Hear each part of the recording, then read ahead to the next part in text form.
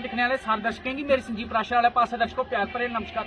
गल करचै ते जियां जिला रियासी दे पावनपुरी पौनी विच अति महाविष्णु जेह्ड़ा जग्गे शुरू होए दा शहीदें दी याद विच अस उसी 6 रोज होई गए शुरू होए दे। गल करचै ते अज्ज श्री नरेंद्र मोदी जी दे छोटे भरा पंकज मोदी होरें भी इस जग्गेशाला च आए न। उ'नें भी इस जेह्ड़ी जग्गेशाला बनाई दी है ओह्दे दर्शन कीते न।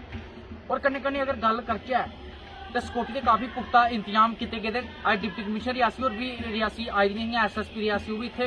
बाकी अगर सिक्योरिटी की गल करचै सिक्योरिटी के लिहाज कन्नै अगर दिक्खेआ जाए सिक्योरिटी के काफ़ी पुख्ता इंतजाम किए गए। आओ तुसें मैं इत्थूं दे किश दक्ख दस्सना।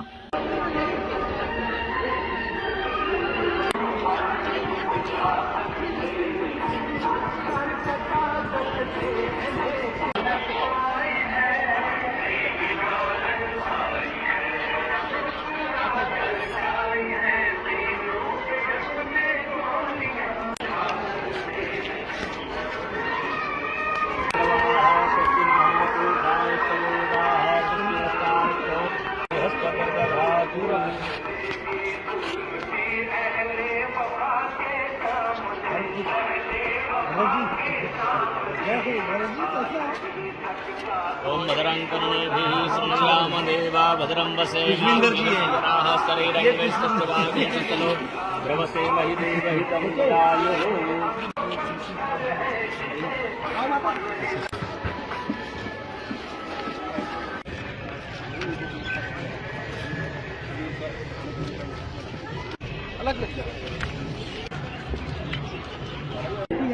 आशीर्वाद देने वाली